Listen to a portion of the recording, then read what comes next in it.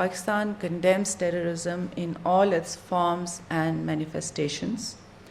Pakistan is a victim of terrorism.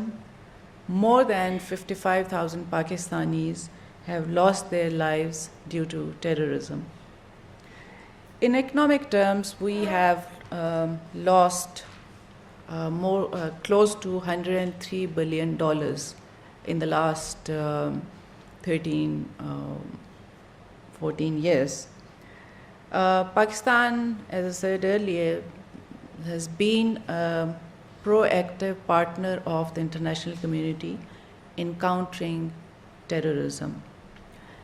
At present, our armed forces are taking a very comprehensive and decisive action against terrorists. We believe it's the responsibility of all countries to take action against terrorism on their own soil.